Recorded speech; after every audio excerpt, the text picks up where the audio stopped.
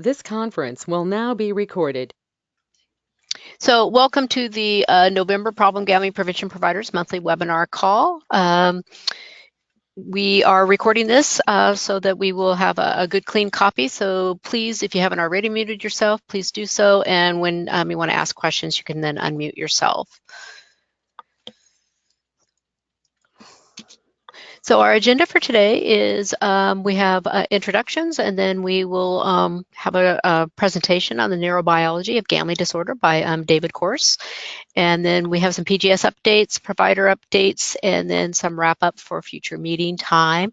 So we do have small attendance today, but we do have Claire Rahul from Multnomah County, and then Katie Dively has joined us from Montana State University. So welcome.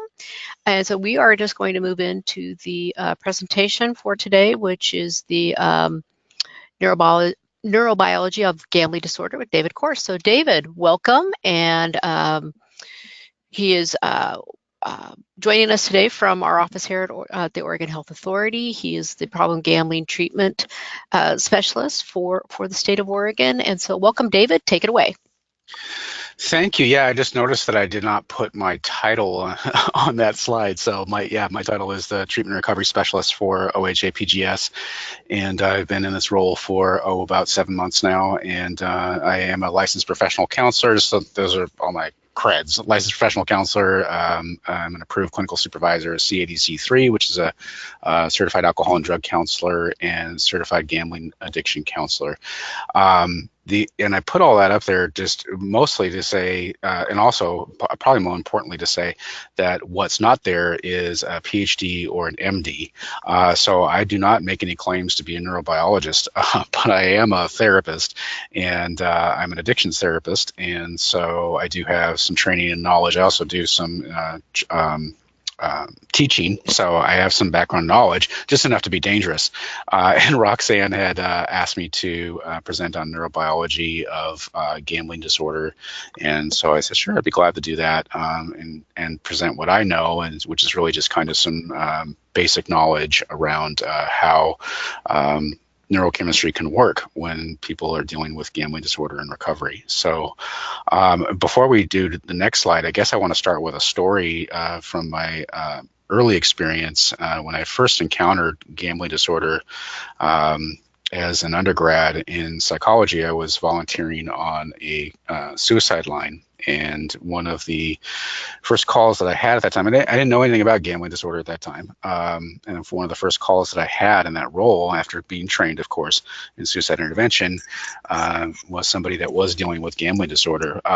But one of the things that stuck out to me is, among a bunch of other stuff, is that she did not reveal that she was dealing with gambling disorder until about 10 minutes into the call. And so there was what that indicated to me was there's a lot of shame around gambling disorder in general. For her. But the thing that I was struck by, and I tell this story a lot in different ways, in different environments, but in this specific context, really what struck me is at that time was, how can she be dealing with gambling disorder or gambling?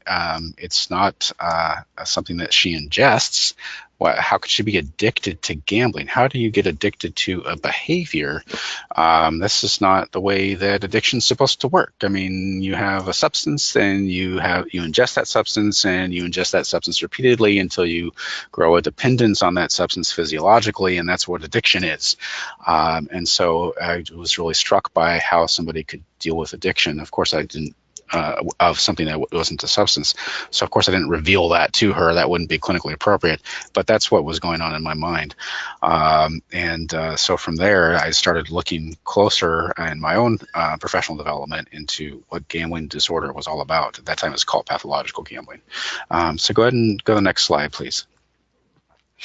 So if we look at DSM-4, which the DSM-5 has been out since, I believe it's been 2013 or so, in the DSM-4, there was a different type of a classification for addiction disorders, which at that time they weren't really called addiction disorders. They were called substance use disorders and were very substance specific, meaning that you had disorders delineated for each type of substance. It was difficult to see or at least on a diagnostic level, commonalities. It wasn't looked at as being addiction disorder. It was looked at as being a specific substance disorder. So the main distinction at that time in the DSM diagnostically was this difference between abuse and dependence.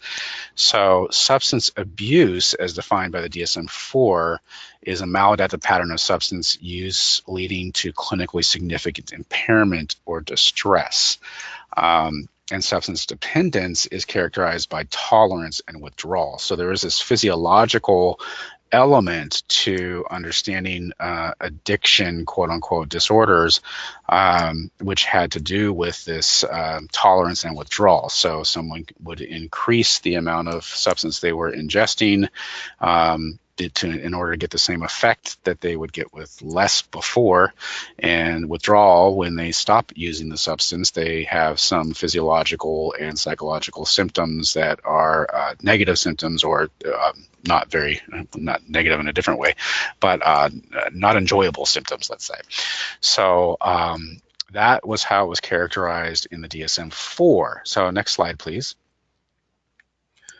And moving to the DSM-5, some noticeable or notable differences around addiction or substance use disorders in the DSM-5 is that they took away the specific distinctions of substances and just had an overarching disorder criteria. So as abuse and dependence distinction was eliminated. So instead of having these two different levels of severity, where one of them would be possibly not physiological in nature, so that's the abuse kind of level, and dependence is a physiological level, they took that out. Now, they didn't take the criteria out, they just took the distinction between abuse and dependence out. So what I mean is the tolerance criteria and the withdrawal criteria is still part of the diagnostic criteria, but the dependence and abuse distinction was kind of muted. And so they went to a spectrum approach instead of this distinction between abuse and dependence. So someone can have, and we'll see in a second, the delineation of the criteria, but someone could be dealing with multiple criteria and not be dealing with tolerance and withdrawal as one of those criteria, and still meet the diagnostic criteria of, say, moderate addiction disorder. So in that sense, it was generalized versus what the DSM-4 did, which was very specific. And also important to note is that gambling disorder was moved from impulse control disorders classification in the DSM-4 to addiction disorders classification in the DSM-5. And that's pretty important to note because there were some other can't really call them disorders because the DSM didn't classify them as such, but under review, behaviors that were looked at as possibly also being classified in as addiction disorders. But gambling is really, I think, the only one that made it to a full behavioral addiction disorder. So go ahead and go to the next slide, please. So here's kind of a delineation of criteria in the DSM-5 between gambling disorder and substance use disorder. So if you're looking on the right column, substance use disorder has 11 criteria. It used to be 12 in the DSM-4. One was taken out, and that was the criminal behavior criteria was taken out and when they moved to the DSM-5. But you'll notice that basically, if you had two of any of those criteria on the right column, one would be diagnosed as having a mild substance use disorder, and I think it's 4 to 6 was moderate, and 7 to 11, I believe there's a distinction, we'll have to look, is severe. So you can see how there's a move away from the requirement of tolerance or withdrawal as being denoting a severe addiction issue, where in DSM-4, the tolerance and withdrawal really kind of marked whether an addiction issue is severe. So with gambling disorder, one would need to endorse 4 or more criteria in order to meet a clinical distinction instead of 2 or more. But as you may know, maybe you don't know, in Oregon, if someone endorses even one criteria in gambling disorder, they are eligible for treatment services through the problem gambling services system. So you can see the similarities, tolerance and withdrawal for both gambling and substance use disorder. Now, coming back to that story I told at the beginning, how could that be? And we're going to find out. But how could it be that someone could have tolerance and withdrawal symptoms when dealing with something, a behavioral issue where they're not ingesting a substance? So I'll go ahead and go to the next slide, please. So we're looking at neurobiology. Basically, neurobiology is this smaller micro level, or even lower than that, neuro level, neurotransmitters that are basically chemicals that are in our brains. And there's a lot of different types of neurotransmitters. We're only going to talk about a few today that basically transmit all kinds of human experiences from one part of the brain to the next, is a kind of a very simple way of describing it. And I don't know if you can see my pointer or not, but this is a close-up of a diagram of a synapses. So there's the synaptic cleft, which is between these two pieces, where you have neurotransmitters that are basically moving from one neuron to the next. So the neurons in our brains are carrying these messages basically from one part of our brain to another. So go ahead and go to the next slide, please. So some neurotransmitters that are commonly implicated in dealing with addiction are listed here. So we have opioid neurotransmitters, which provide a calming and sedating effect. So these are naturally occurring in our brains. We don't need any outside substance ingested to, these are part of our makeup.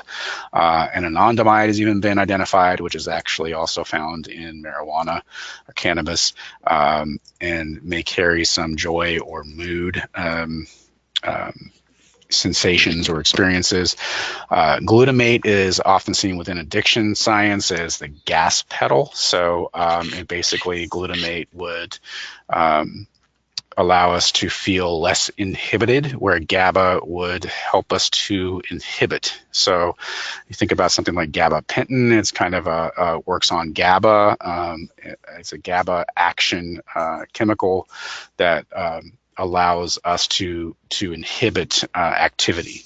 Norepinephrine regulates adrenaline and mood and is often implicated in depression, as well as serotonin, also implicated in depression and bipolar.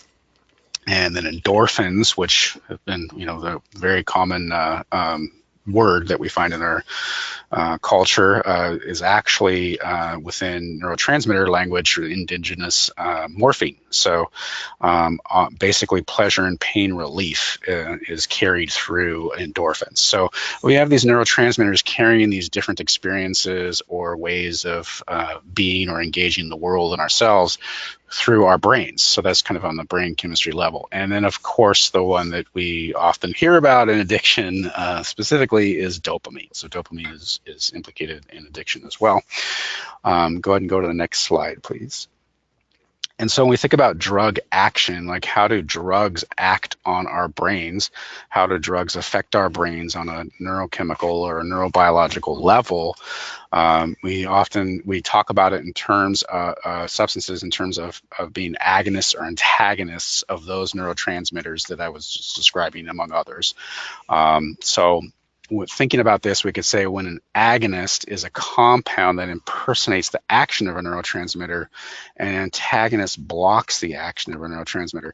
So an agonist for the opioid neurotransmitter would be opioids, right? Either synthetic or naturally occurring. So naturally occurring would be from poppies, which are processed into heroin, but opioids are more synthetic, but they actually are agonists in that they impersonate the action of the naturally occurring opioids in our brains. So when someone is using an opioid or a heroin, then they would actually be increasing or raising the level and of occurrence of that neurotransmitter in their brain. So they're kind of flooding their brain with an opioid.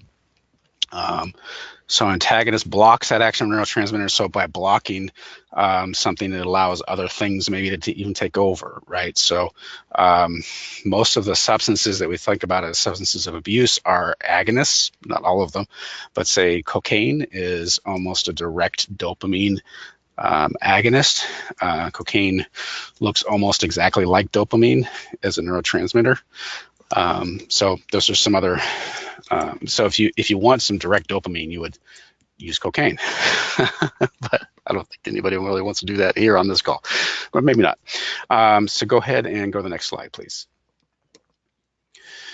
So here's just kind of a thing to a graphic to take in to see how these different substances can be classified and how those classifications can affect us on neurotransmitter levels. So for example, you have a stimulant, the stimulant on the left side, you have amphetamines under psychomotor stimulants, amphetamines, cocaine, down below that we have caffeine. So you have these substances that basically mimic the neurotransmitters in our brains in these different areas. So for example, depressants, benzodiazepines, lorazepam, diazepam. So those are kind of downers, so to speak. So, okay, and next slide. We'll have time for questions and exploring after this. So what about gambling? So if there's no substance ingested, then what's the agonist or the antagonist? Or is there any agonist or antagonist? So I think maybe Roxann, can you open this up for everyone to just see if anybody wants to?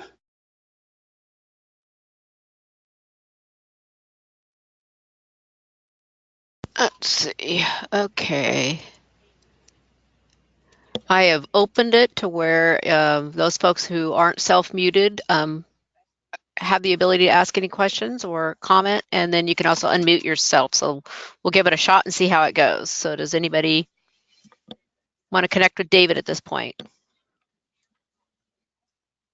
And this could be over anything that I've already babbled on about, or specifically what I was wanting to unmute people here for. Also, in addition to what I just said, is if there's any thoughts about how gambling can have an agonist or antagonist, or can it if there's no substance ingested.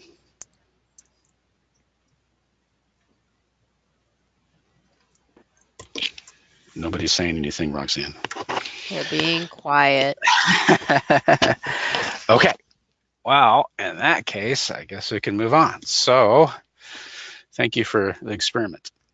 So neurotransmitters and addiction.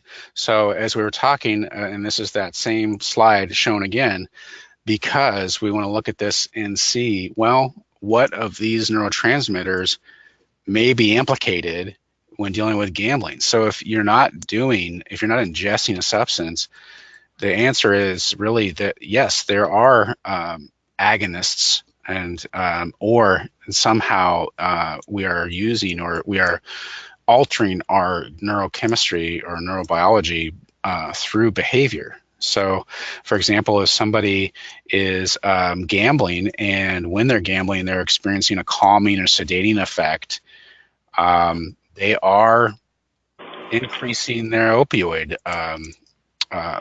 presence in their brains.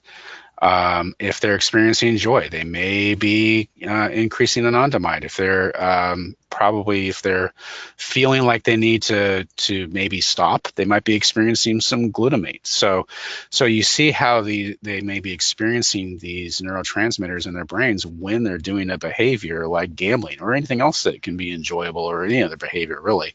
That would be kind of a natural occurrence of of neurotransmitter fluctuations in our brains, and that's how we're relating to the world in a sense. So if somebody is gambling and they're winning, then their mood would increase, right? And if they're losing, their mood would decrease. And so serotonin and norepinephrine are implicated in that. But as many of you may know from looking at addiction and addictive behaviors in your lives or your field, dopamine is the big one that's always implicated. So if you look at gambling, if you're winning, you're going to feel a reward. If you're losing, you're probably not going to feel a reward. So dopamine is a part of that. A part of it's the level of dopamine is fluctuating based on the person's experience. So in that sense, it becomes our brains become the substance of dependence, if that makes sense. So go ahead and go to the next slide, please. So these naturally occurring alterations, as I was saying, dopamine, norepinephrine, serotonin, and endorphins are the neurotransmitters that are implicated when someone is dealing with gambling. And go ahead and go to the next slide. So here is a picture. It's fairly well circulated, so you may have seen it before, of gambling and dopamine. So as you can see, the language here, the verbiage is, it's not about the money, it's about the action of the game and the hope of winning. So when someone on the left there is experiencing the potential of loss, so it's not even that they're losing, it's just when their brain is occupied with the potential of losing, dopamine is not released when expecting a loss. So you see the brain scan showing even a negative value in some areas there. And in the potential gains, when expecting a win, you see those different brain areas are activated and have a high amount of dopamine. Next slide. So in thinking about a process of addiction or on that neurobiological level, what comes up for many of us in my little subfield is this pretty well-known experiment called the Rat Park, which was first conducted in the 1970s. Many of you may have heard of it before, and basically it demonstrated that it's not necessarily addiction is not as simple as a dependence on a substance, is more influenced by a lot of other factors around connectedness and variety of experience and feelings of safety is experienced in these rats. So Alexander's hypothesis was that drugs do not cause addiction, and that the apparent addiction to opiate drugs commonly observed in laboratory rats exposed to them is attributable to their living conditions and not to any addictive property of the drug itself. So basically what Bruce Alexander did is it introduced, I think the first experiment had 20 rats in it, but maybe had more. And many of you might be familiar with this experiment. To two types of quote unquote water. One was just water, and one had morphine in the water. And found that if they introduced these rats to a fairly plain, dull environment with not a lot of connection to, or not a lot of other variety of experience, and they sampled the morphine water, they seemed to want to have more of that. But when they were then put into an environment where there were a variety of experiences available, they seemed to not go to the morphine water. They seemed to prefer, even if they had already been using the morphine water, regular water, right? So what they deduced from this is that it is a variety of experience and feelings of connectedness to our lives that actually might be what is needed to change that balance of chemistry in our brains. Because if you're doing other experiences, you're going to get another kind of a neurobiological experience in your brain. So next slide. I think there'll go one more slide here. There you go. So tolerance happens in gambling. So tolerance is when you have to increase the behavior or ingest more of a substance in order to achieve the same effect that you had before, or the desired effect. So when people are dealing with gambling addiction or gambling disorder, they often increase the amount of money that they're spending or the amount of time that they're on the device or the behavior in order to achieve the same effect that they did before, because their brains want more and more of that experience of dopamine, serotonin, norepinephrine, and adrenaline. So, and withdrawal happens. So when someone attempts to stop doing the behaviors, their brains are used to getting a certain level of that mix of neurotransmitters, and they no longer have that mix readily available to them. They go through withdrawal. And so if you see someone dealing with withdrawal from gambling disorder or other behavioral addictions, is going to get irritable. I've seen many folks actually get more clumsy, or the equilibrium gets off. They might end up stubbing their toes more often, or running into things more than they usually do, and just feeling like they don't have a sense of balance or equilibrium in their physical space. So that happens quite frequently for people withdrawing from gambling disorder. So I think, is there another slide? Let's see. Yes, there's another slide. I think that might be the last one. So implications for therapy. When we think about therapy on a neurobiological level, we're really trying to do two different things. We're trying to create connecting experiences, which may or may not be in the therapy room, but they're connecting experiences maybe that someone can do out and about in their own life in between sessions, or in their communities. Just what can they do to help them connect to others or connect to their world in different ways, and that will help them on a neurobiological level to get that experience of those neurotransmitters that have been implicated in their addictive behavior through other means, and create a diversity of experiences.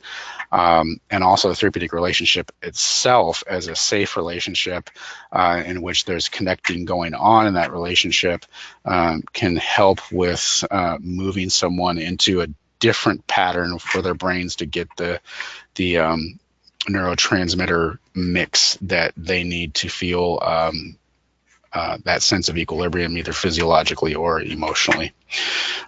So that's kind of how that could work on a neurobiological level. So I think that's it on the slides. Yeah. Okay. So any questions, or did I just babble on too much? Or these webinars are interesting to do, so never know how feedback is going. Yeah. So we can open this up to questions for anybody who's on the call. So do you have any if you have questions, please take that time now, while we still have David here with us on the line.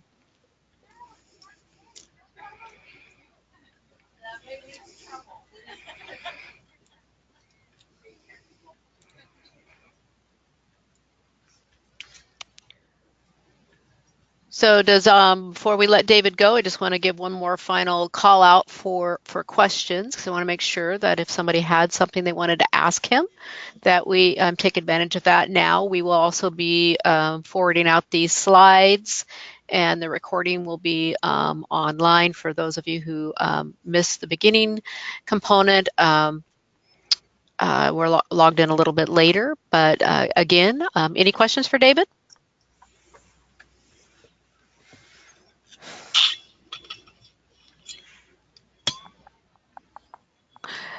Okay, well, so not hearing any questions from David. You can always connect with David offline as well. He is here in our office, so if anybody wants to connect with David, please feel free to do that. And with that, David, want to thank you for joining us today, and you can go about the rest of your day, and we'll move on with the rest of our meeting. Okay, sounds good. Thank you. Okay. All right. Thanks, everybody. Bye-bye, David. Bye. Okay, so it looked like there might have been some problems with the link today. I'm not sure what occurred, but for those of you who joined us, thank you for joining us. And we'll just continue on with the rest of our meeting. So I just wanted to quickly talk about the PGS Prevention Connect schedule. In December is the all provider webinar. So in the months that we have during the quarter that there's a all provider webinar, we do not have the Problem Gambling Prevention and Connect call. So we will not be having a call in December. In January, the date's still a little bit to be determined. We will have a brief presentation on a snapshot of what gambling treatment looks like.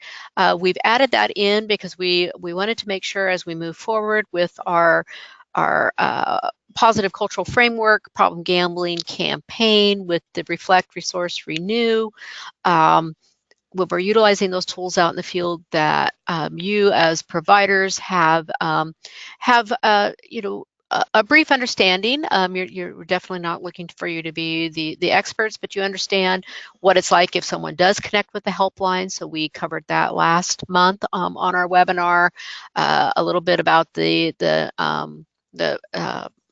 gambling disorder itself. So we covered some of that today, and we can also go more in depth on that later for those who would like that. And then, but in January we're having that. The topic is a brief little synopsis of what does gambling treatment look like? Because often when you're out in the community doing a presentation, or your prevention staff is doing presentations, someone might say, well, what does treatment look like? Or there's some confusion still. It seems that, gambling treatment, there's folks out there who think that you get a handful of free sessions and then you need to pay. And so we want to make sure that it's very clear that our gambling treatment program, when offered by a Oregon Health Authority funded treatment program, is free for all of the different sessions that the individual needs to have, and how that works and what aftercare is. So we'll be covering that in January. The reason why the schedule is still under construction is that our current meeting time conflicts with the Oregon Healthy Teen Advisory Committee that I sit on. They also meet on this day of the month at the same exact time, and so trying to free up my schedule in a way to where I can make sure that I are sitting on those meetings on a regular basis moving forward. We'll be moving off of this time, as well as we had a couple of providers who say that they can never make this time, although we know we'll never be able to meet everybody's individual schedules. We will always strive to record all the meetings to accommodate those who aren't able to join us. And so I will have by early next week set our dates for the next year. We're just trying to make sure we're not going to conflict with any of the other schedules here in our building as well. So more to come about that. But again, we'll be recording all of our webinars or our go-to meetings as well, so that you'll have that information. Let's see. Wanted to just briefly touch in again about the spring prevention training to make sure that folks have marked their calendars for these things. We talked about this last month, as well as at the regional meeting, but we just want to keep it out there in front of you. Thought on April 10th, for those of you whose programs have participated in the Community Readiness Assessment Project that went out last year, we will have a full day training where everybody will come together from that project and look at the results and determine how do you develop your next biennial plan utilizing that information. Then on April 11th, again, a full day, we will have the Problem Gambling Positive Community Framework Toolkit rollout. So that's our Reflect, Resource, Renew. Montana State University will be joining us for that day, and we'll be rolling out the toolkit. And so we'll get a look at all of the great resources that we'll be providing. And then on April 12th, we'll have a half day. From the morning, in the morning hours, freeing you guys up by noon. We'll have brief statewide updates, but we also want to have that opportunity for all of our folks to come together and look at the biennial implementation plan. Have some opportunity to network around that and the development of that, because those plans will be due by May, the end of May. I now can't remember exactly the deadline. I want to say, I'm not going to say because I can't remember what I set that for, but anyways, the end of May. And but all of these trainings will be located at the Inn at Spanish Head in Lincoln City.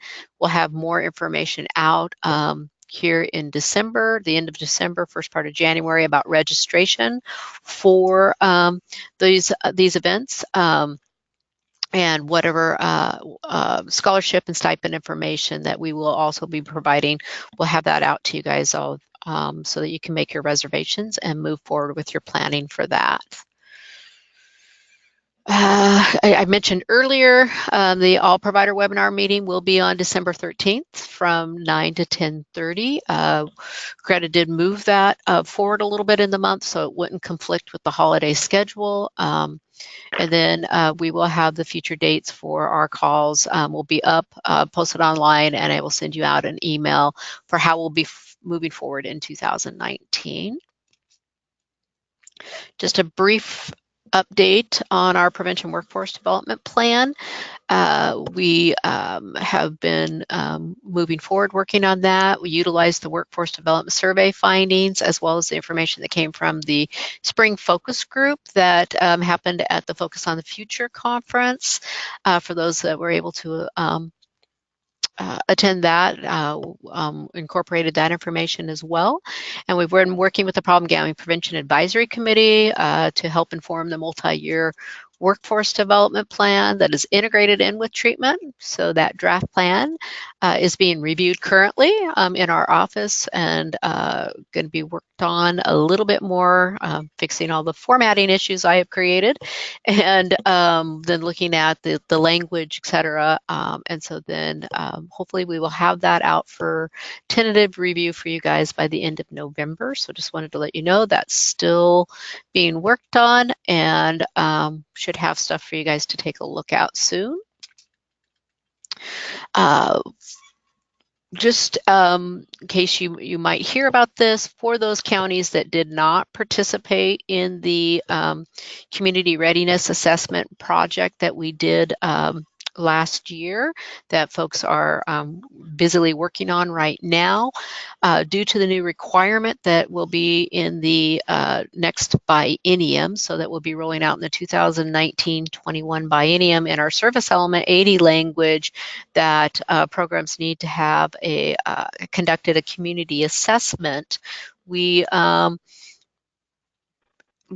determined, since we made that a new requirement, that we would offer up again the opportunity to apply for some additional funds to either conduct the community readiness assessment, or we're also allowing at this point for programs moving forward, they can also use a different type of community assessment tool that potentially maybe their own communities are currently rolling out, so they could roll their problem gambling prevention information into that.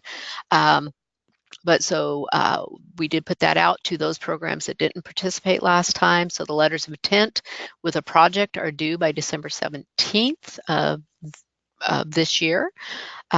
For those programs that determine they will continue or will utilize the community readiness assessment model, we will have our technical assistance program, the same as we had for the project that's ongoing right now with Sunshine Consulting with Carissa Dreyer. We'll be providing our technical assistance, and it will look very similar to what we'd offered this for this current project.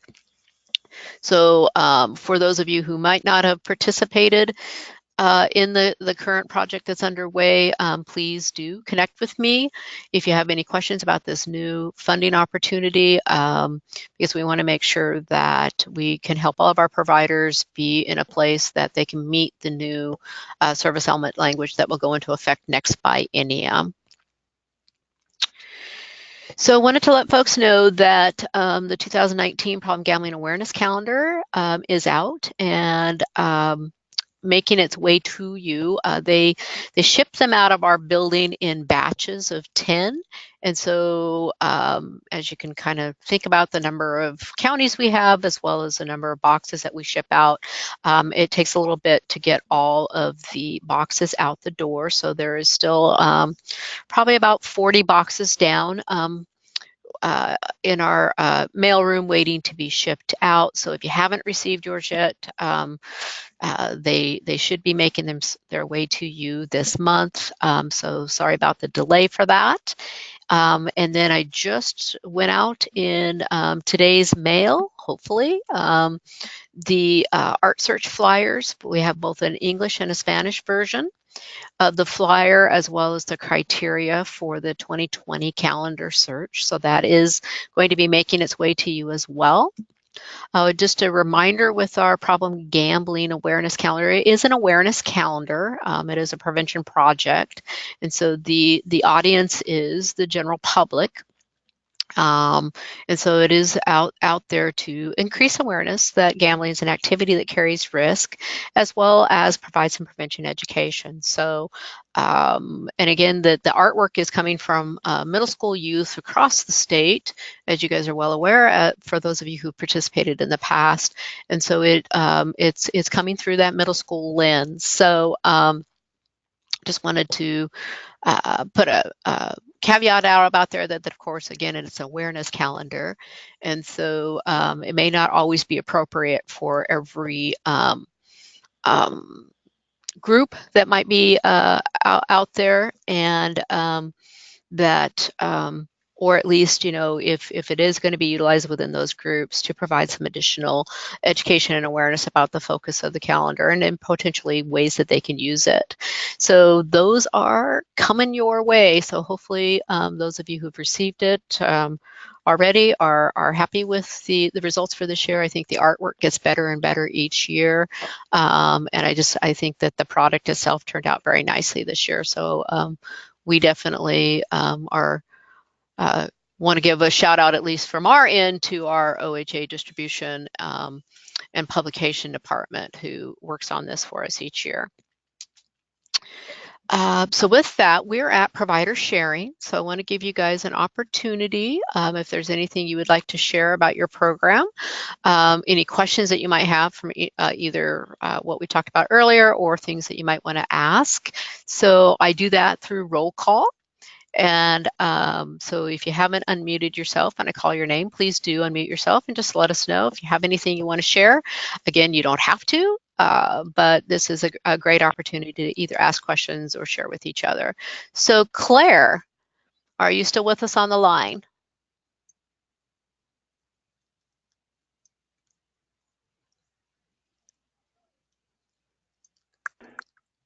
Hi, Claire, are you with us? No? Okay. Well, we'll come back to you. How about you, Danette, in Lynn County? Hello. Hi. We have received our calendars Awesome. and have been sharing them with our partners and have had positive feedback. So thank you for those, Roxann. Okay. And we are currently working on our interviews for our community readiness assessment. Great. Thank you. I'm glad they got to you. How about you, Deanne, in Union County? Can you hear me? I sure can. Oh, good. Okay. Gosh, mine is identical to Danette. Calendars arrived, and we're starting to get those out. And then the only difference, I'm working with a student from the Oregon Health Sciences University School of Nursing here in La Grande. She's doing a leadership project, and so she is helping with the interviews and has just been rocking those. I think we have 2 more to do, and so that's exciting, and I look forward to moving on to the scoring phase soon. Great. Yeah, I have 3 done and 5 to go. So I have found them very enlightening to conduct, even within my own organization. So great. How about you, Heather? in Columbia County? Hi, Roxann. Hi. We have just been starting the scoring process, so that's been really exciting. And we've also partnered with Tillamook County to support them and be their other scorer as well. So it'll be kind of nice to look at both the communities and see, you know, what similarities there may be or not. So that's kind of what we've been working on. Great collaboration there as well. Okay, so how about Carrie in Umatilla County?